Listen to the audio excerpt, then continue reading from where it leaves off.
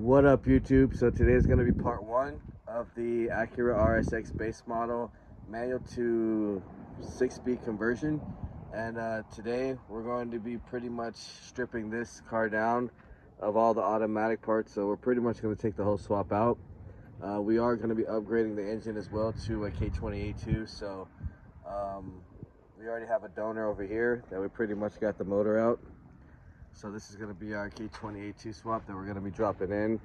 It came with all the parts that we need to go 6-speed on here. So we got our shift linkage and pedals over here, and then we got our subframe because it's a little different, and then we got all the center console pieces, pretty much everything slave cylinder off of the donor car, so we're not going to be missing anything. I haven't done one of these on my channel yet, so hopefully we'll see how smooth it goes. Right now I'm just going to start getting to like the battery, the airbox, kind of getting everything out of the way, and then we're going to go through this quick since you guys have seen this plenty of times. If you have seen my channel, if you haven't, I have a whole bunch of RSX videos of pretty much full detail on how to take it out. But right now, like I said, we'll start with the battery, then air intake box, and maybe start disconnecting the 8mm that's inside of the fuse box to get the harness separated, and then yeah, we'll come back and go from there. All right, so we got the air box, battery, and the wiring harness taken from the fuse box. I went ahead and got the power steering pump off with the 212s, since that one is newer than the one that we're putting on. Next we're going to be getting to is this evap brake booster hose and the fuel line. So we're going to disconnect that. We're going to disconnect this ground right here as a 10mm. I already did this one on this side. It's on the transmission already. We'll probably get this bracket out of the way too. This battery tray bracket, and that's like 212s on the top and bottom. And then we're gonna go ahead and start disconnecting the engine harness from the actual body or ECU. So we'll have to go in the inside under here, show you guys real fast in case no one's done this before. This side is locked.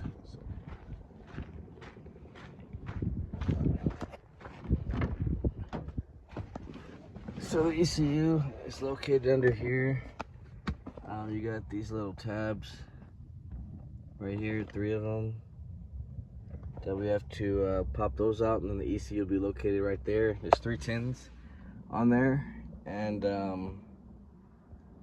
yeah, we can start disconnecting that. So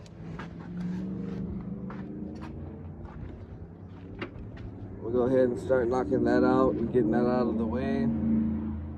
And with the battery tray, I'm also finished disconnecting the throttle cable off of that, and then get to the evap hoses and disconnect the engine harness, and we'll come back and see what we got to do after that. All right, so we're back, and we pretty much got the condenser radiator out of the way. I had an oil cooler on here for the transmission, so I took that out and got the hoses off the AC pump, which is like 210s. I got the battery tray out of the way, and then I got the harness taken out from the ECU.